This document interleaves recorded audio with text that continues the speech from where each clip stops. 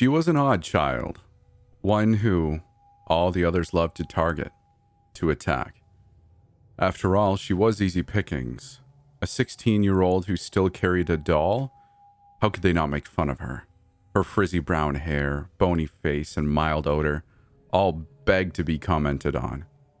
Maybe Marvin went too far when he shattered the glass head of the doll on the concrete. It's just what kids do though, right? Nobody thought she'd go and off herself. Besides, that was her choice. Nobody made her do it. She took the rope. She tied it. She slipped the loop around her neck and tied the other end to a ceiling fan. That wasn't anyone's fault but her own. And there she was. Marvin could see it, just like every other night for the past 20 years. He saw it. Ainsley's pale face, her corpse already entering rigor mortis, her hands in the air. She was dead, that was for sure. And, as much as he tried to convince himself otherwise, it was his fault. He knew it. He always knew it. Marvin didn't need an alarm. He hadn't needed one since he was in high school. His internal body clock had synced up with his nightmares, and he jerked awake in a cold sweat, filled with dread and self-hatred, the same time every morning. He sighed deeply and climbed out of bed. Jamie slept silently behind him, her breathing calm and rhythmic, her beautiful brown hair fanned out across the white pillow, like smoke against an overcast sky.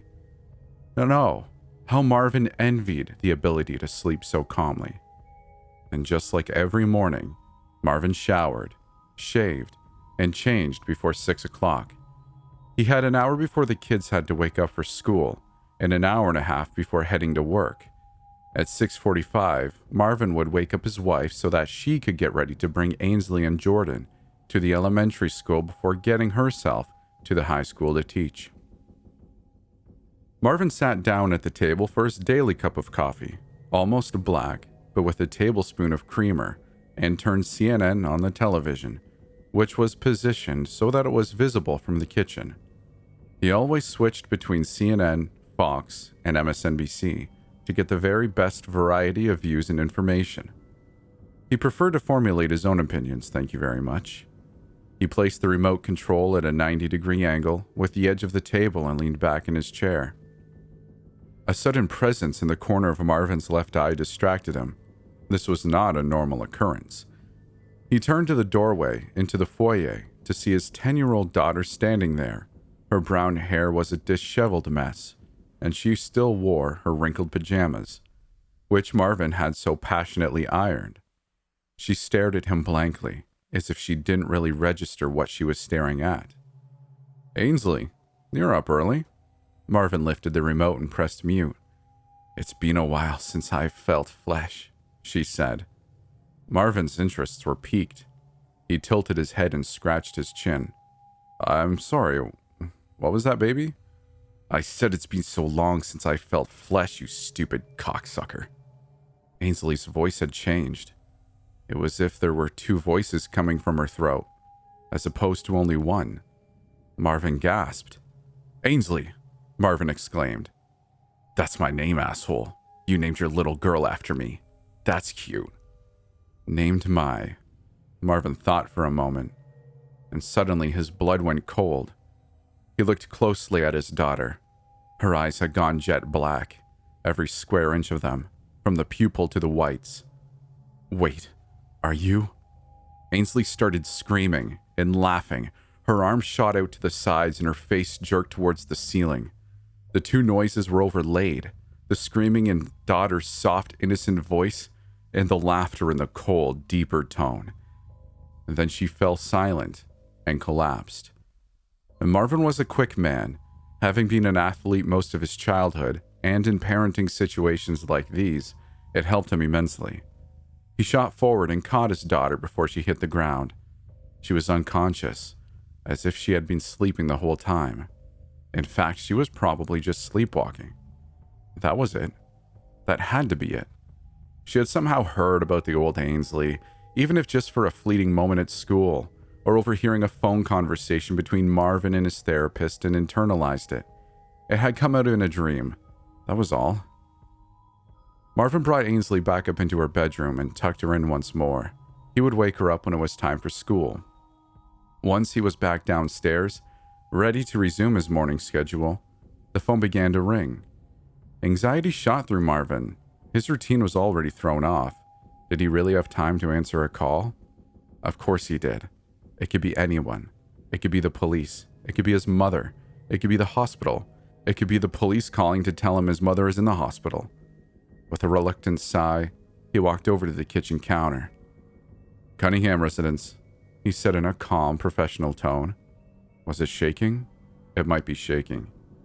Breaking his daily routine always caused him some degree of anxiety. He just hoped the person on the other end didn't notice. "Marvin, I can't believe you still have a landline," said the voice on the other end. "Who am I speaking to?" "It's me, Marvin. Mike Duran." Marvin gasped. Mike, how the hell are you? It's been what, 19 years? Yeah, it's been a while. I'm not doing too hot, Marv. Being hooked on a few things. Most of the old group, most of us had turned to drugs and other ways of coping. You did well for yourself, man. Marvin and Mike both fell silent. After a moment, both Mike and Marvin spoke up, but Mike yielded for Marvin. "If you called to talk about the old crew, I'm not interested. I've done so much work to overcome my past. Our past. And I would rather not relive it. Is there any other reason you called me this morning?" There was more silence on the other end, then a sigh. Mike's voice had grown shaky, terrified. "Listen, Marv, let me level with you. You're in danger, so am I. So are the rest of us. 4 of us are already dead, and none of them were accidents. 2 suicides and 2 murders. Well, that was, of last night. Have you seen the local news lately? I only watch CNN, Fox, and MSNBC, so as to get the best variety of views and information. You've practiced that one, haven't you?" No. Maybe. Put on Channel 10. I can't do that. I have a steady rotation at the moment. In exactly 2 minutes, I will switch over to Fox. It looks like you even turned to something to cope. Switch over There was static, and for a moment he was cut off. Then Marvin heard Mike scream, and there was a slamming door followed by a latching sound. "Marvin, I don't have much time. If you value your life, switch to Channel 10 right now." Marvin picked up the remote and hesitated. Mike screamed again, and Marvin heard someone slam on a door on the other end. Marvin quickly changed the channel and unmuted the television. Body was found at 3 o'clock this morning in the Delaware River, just outside of Easton. The victim has been identified as Casey Morrison of Caspian, Pennsylvania. Authorities say he was missing a large portion of his face, but the cause of death is said to be asphyxiation. Marvin had begun to shake. He quickly muted the television. Not Casey. Out of the whole group, Casey was his closest friend. I can't believe Casey's gone. That just leaves you and me. Every single one of them. Asphyxiation. 2 are marked as suicide, but the other 3, murder. They're thinking of labeling this a killing spree. There was another bang, and this time, Marvin heard the sound of cracking wood, and Mike screamed again. "There's no more time for me. You can save yourself, Marvin. Hurry. Ainsley's coming." Marvin held his ear to the phone the whole time. Over the next 2 minutes, there was thudding, gasping, and then, at the very end, silence. Complete silence. Marvin strained his ears, listening for anything. Then a voice he recognized very well. "I'm coming for you, Marvin." Marvin panicked and threw the phone across the room. When he looked up at the television, he was no longer looking at today's news broadcast. Instead, he saw a broadcast from 20 years ago. A broadcast about a young high school student from Caspian, Pennsylvania, who had hanged herself after being viciously bullied. He stumbled across the room and quickly turned the television off. He looked at the clock. It was 5 minutes past time to wake his wife up. Marvin had called out sick today. This was the first time in 12 years, 6 months, and 13 days he had called out sick. His mind, however, was too occupied to go into work. Perhaps he really was sick. Of course, that must have been it. His daughter had a nightmare, Mike was having some kind of bad trip on whatever god-awful drugs he was on, and Marvin's mind was just taking those things in. Perhaps he had even misheard his daughter. Marvin tried distracting himself. He sprayed down each counter, all of which were already clean, and then moved on to the floor. Again, already clean. As Marvin moved from room to room, cleaning all the already spotless surfaces, he felt his mind begin to ease. He was overheating. That's all it was. There was so much work he had to do. He needed a break. He needed to clear his mind. That calm feeling fled in a fraction of a second when he heard a thud from upstairs. Gripping his broom like a weapon, he made his way up the steps, listening intently for any more sounds. None came. He checked each room, first his, then the guest room, then Jordan's. Nothing was out of place. Finally, it was time to move to Ainsley's room. Marvin slowly pushed the door open. The room was mostly empty. He scanned for anything that may be amiss, finding nothing until his eyes landed on a doll lying on the floor with a shattered head. He sighed. A doll had fallen off Ainsley's dresser and broken. That was all. Why was he so jumpy? He went downstairs to retrieve the dustpan and began to clean it up. As Marvin bent down to sweep the shattered remnants of Ainsley's doll into the dustpan, a strange feeling washed over him. He didn't remember purchasing this particular doll for his daughter. He recognized it, for certain, but he had never bought the doll. Where had it come from? Then like a bolt of lightning it struck him, and he froze. That doll, that was Ainsley's doll. Not his Ainsley. The other one. Maybe smashing the poor girl's doll was too far, but I mean, come on. It was just a doll. Marvin yelped and leapt back. What was it doing here? Why was it in Ainsley's room? Where did she find it? Suddenly, the television turned on in the living room, blasting at full volume. The audio shook the floorboards and fragments of sentences managed to slip their way into the room. Something found her body. Something, relatives say. Marvin shot out of the room and ran down the stairs. The television had the same news broadcast on as before. The police pulled Casey's body from the Delaware, while the reporter talked about the discovery. Then the television glitched out and the news broadcast was replaced with the footage from Ainsley's news story from 20 years ago, and only now the footage had grown distorted. Then it glitched again, and cut to an even more distorted news story. Michael Duran was found dead today on the banks of the Delaware River, off Route 611. The cause of death is said to be asphyxiation. This is the third body found in such a fashion, and the local police are considering looking into the possibility of this being a spree killing. More glitches and jumps. The television switched back to the broadcast around Ainsley's death. Marvin frantically pressed the power button on the remote, but the television wouldn't turn off. He tried pressing the main button, but nothing worked. The broadcasts would continue until they decided to stop. One by one, the broadcasts switched to each of his high school friends' deaths, until finally landing on his own. His own. No, stop it. Stop it now. Marvin was ready to throw the remote at the television when he heard his wife's voice from the kitchen. Marv? What's wrong, honey? The television turned off. Well, it didn't exactly turn off. It seemed as though it were off the whole time. Marvin walked over to his wife, who was standing in the kitchen. Nothing. Nothing's wrong. I'm fine. I was having a panic attack. I couldn't get the television to stay at the right angle. Oh my God, I'm sorry. Here, have a seat. I'll figure it out, baby. Jamie pulled a chair out for Marvin, and he sat down at the table. No, it's okay, babe. I got it. Why are you home so early? Half day. The whole district has one. I have to pick up the kids in a couple of minutes. Are you okay to be home alone? Yeah, I'll be fine. I already made it through half of the day. I can handle 20 more minutes. Okay. Jamie smiled and kissed Marvin on the forehead. Make sure you call the therapist today, all right? You seem to have been really struggling the past couple of days. I'd hate to see you lose all of the progress that you've made. I will. I love you. I love you too.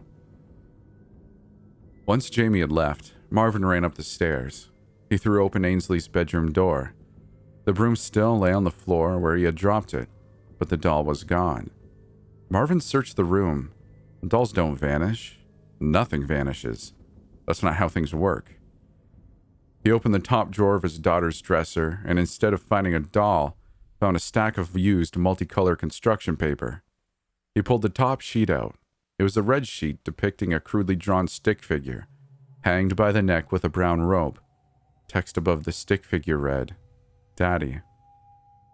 The next sheet, a yellow one, depicted a stick figure labeled Ainsley stabbing Daddy to death. Red crayon was scribbled all over the page, mostly sprouting from Daddy's chest. The next one resembled the previous, only this time there were two stick figures named Ainsley. Marvin had had enough of this. It was becoming harder for him to breathe. He dropped the pages back into the drawer and slammed it shut. He went back into the kitchen and downed an entire glass of water in a single gulp. His blood pressure increased. He could feel it. He was beginning to shake. The front door opened, and Marvin dropped his glass onto the floor, sending broken shards of glass everywhere. Wait, don't step in here, Marvin said. Jamie appeared in the doorway first, with both Ainsley and Jordan standing next to her. Ainsley was pale and her eyes baggy. She seemed to stare at him blankly, like she had that morning, analyzing him. Go play in the room while I help your father clean up this mess. I don't want you getting glass stuck in your feet. Okay, Mommy, Jordan said. Yes, Mom. Ainsley and Jordan turned around and headed toward the stairs, and Jamie moved to help Marvin with the mess. Are you sure you're okay? Yeah, I'm fine, honey. There was water on the side of the glass. It slipped. That's all. Jamie looked at Marvin doubtfully, but she said nothing. Okay, well, I still think you should call your therapist today. Schedule another appointment. You've been doing so well. I know. I will, honey. Marvin dumped the glass in the trash. I have a meeting at the school today. I'll be gone for an hour or so. Make sure the kids eat lunch, okay? Of course. Have fun. Jamie giggled. I can't say I will. They kissed and Jamie left. Marvin threw a couple grilled cheeses on a skillet and prepared lunch for the kids. He wasn't alone now. He would be fine. Once he had put each sandwich on a plate, he headed up the stairs to get Ainsley and Jordan. Ainsley's door hung open just a crack, and he heard her talking quietly. Lunch is ready, baby, Marvin said. He pushed the door open, but when he looked inside, all he could manage to do was scream. Jordan lay on the ground, bathed in blood from a gaping hole in his belly. His skin was stark white and his eyes looked like glossy marbles. Ainsley stood above him, also covered in blood, wielding a razor-sharp hunting knife that Marvin had never seen before. Her eyes were jet black and she had a massive grin on her face. Don't worry, Marv. This is just a bargaining chip, she said in the same split voice from earlier that morning. Marvin was frozen. He tried to breathe, but his lungs just didn't want to cooperate. He grabbed his chest to try and dull the heavy thudding, but it didn't help. He began to sob and gasp. Oh my God, Ainsley. What have you done? Oh, Daddy. I was just having some fun. Ainsley screamed 2 screams simultaneously, one of rage and one of fear, one in his daughter's voice and one in the other voice. She wielded the knife like a sword and stormed toward Marvin. Breaking out of his trance, he stepped to the side and knocked the knife from her hand. They both reached for the knife, and for just a fleeting moment there was a struggle. It didn't last long, though. In her state, she was far stronger than the average little girl. In fact, she was far stronger than the average grown man. She ripped the knife from Marvin's hands and swung down, getting him in the back of the knee. Marvin screamed as he tried limping away, unimaginable pain gripping his leg. Ainsley didn't follow. Instead, she stood at the end of the hallway, laughing at him. Oh, look at you go. You're so scared, aren't you? I'm gonna get you. She laughed again and took an exaggerated step forward to taunt him. Marvin opened the bathroom door and fell in, slamming the door shut behind him, just as Ainsley broke into a sprint. He fumbled with the lock as Ainsley tried turning the knob, but he managed to latch the door just in time. There was a thud, and the blade of the knife crashed through the door, nearly slicing Marvin's knee. He screamed and jumped back as his daughter stabbed the door repeatedly, eventually creating a hole large enough for her to stick her arm through. She fumbled for the doorknob, slapping around before realizing there was no way she could reach. She slid her arm back out like a serpent when the front door opened. Marvin peered through the hole, careful not to get too close enough for the blade to penetrate his face. Ainsley stared back at him, with a huge grin, her black eyes sparkling with excitement. "I'll smoke you out eventually," she whispered. She turned to face the stairs and held the knife behind her back. "Mommy, Daddy hurt David. I'm scared. Help!" Ainsley's voice had gone back to normal, and she played a convincing, scared little girl. "No," Marvin cried. He heard the footsteps of his wife as she shot up the stairs. When she saw Ainsley, all covered in blood, she screamed and ran over to her daughter to pick her up. "Jamie, don't listen to her." "What the hell is wrong with you, Marvin? What did you do?" The moist sound of meat being sliced was followed by a pained gasp. Jamie fell to her knees, dropping their daughter, who landed gracefully on her feet. "Ainsley?" Jamie muttered. Ainsley's eyes had turned black once again. "You can blame your shithead husband for this," she said.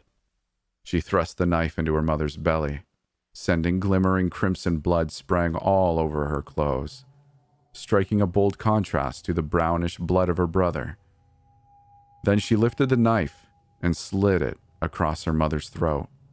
Blood poured from her mother's mouth, and with a gag, Jamie fell to the floor dead. "No, you bitch. You absolute bitch," Marvin screamed. With an insane smile, Ainsley turned to Marvin and winked. "Wait till you see the grand finale." "No. Don't you do it. Don't you do it, please. I'm begging you, don't." She winked at Marvin and lifted the knife above her head. Marvin screamed again and without thinking, tried to reach through the door to stop her. Ainsley swung the knife down into her own belly, and suddenly, her eyes went normal again. Daddy, it hurts. Make it stop, Daddy," she shrieked. But it didn't stop. Ainsley's hands moved down again and again, repeatedly stabbing into her belly. Marvin stood and unlocked the door, but it was too late. When the door was finally opened, Ainsley lay on the ground next to her mother, pale and glassy-eyed. Marvin fell to the ground, bellowing. He sobbed over his daughter's corpse and cradled it, moving the hair from her face. Icy fingers clamped over his heart, and his throat burned as he violently dry-heaved. He tried to breathe, but he couldn't. He just couldn't. Not while his baby lay in a pool of her family's blood, unable to do so herself. "I'm sorry, baby. I'm so sorry." "It's a little late for that now, isn't it?" Marvin looked up. At the end of the hallway stood Ainsley, not his daughter, the old one. Her skin was gray and papery, and her thin, stringy hair fell gracelessly to her shoulders. Her skin clung loosely to her bones, ready to slip and fall at any moment. "I'm going to kill you again, you bitch," Marvin cried. He leapt to his feet, ready to charge her, but she held up her hand and his body immobilized. "Marvin, I can see you truly love your family." "Screw you." "If you'll listen to me, I have a solution for you. I can bring your family back. Their souls have not yet fully left their bodies." Marvin stopped trying to move. He looked down at his daughter, at his wife. He thought about David. Again, his heart shattered. The tears never stopped flowing. "Are you lying to me?" he asked. All the fight in him was gone. He was but a timid child now. I am not. How do I know? Do you really have a choice? Marvin thought about it. There was no saving them now. Not traditionally. Not physically.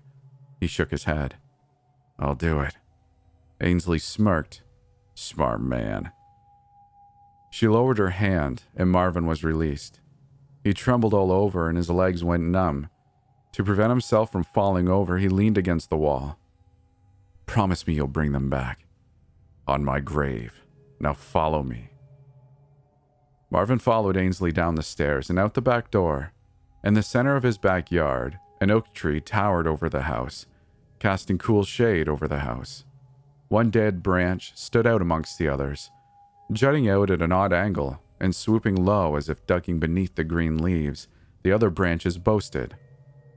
It was a perfect branch for the noose that hung from it, dangling 4 feet from the seat of a wooden chair.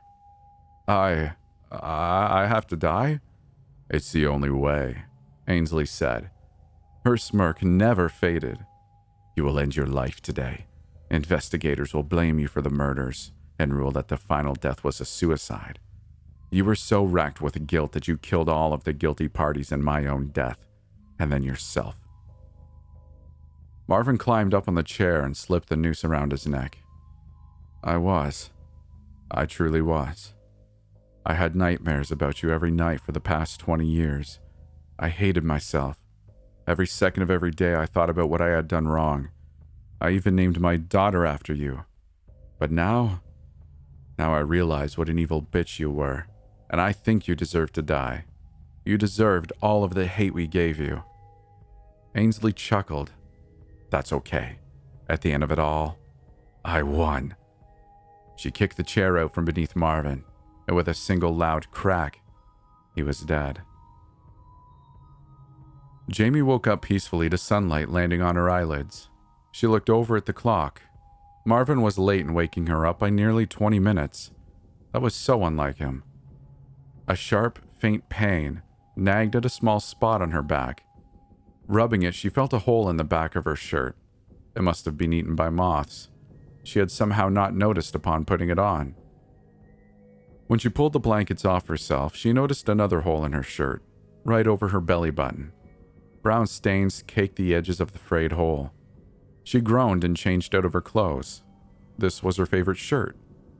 Jamie went to Ainsley's room and flicked the lights on. Time to wake up, baby. Ainsley's eyes fluttered open, and she smiled at her mother. Jamie went to Jordan's room and woke him up as well before heading downstairs. She noticed a large brown stain at the top and side. One of the kids must have spilled something.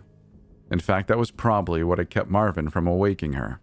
He was probably gathering supplies to clean it after having a decent-sized panic attack.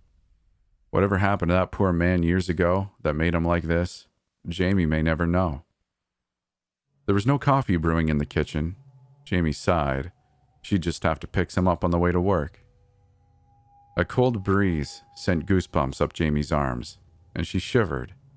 She looked into the living room, where she noticed the back door hanging open.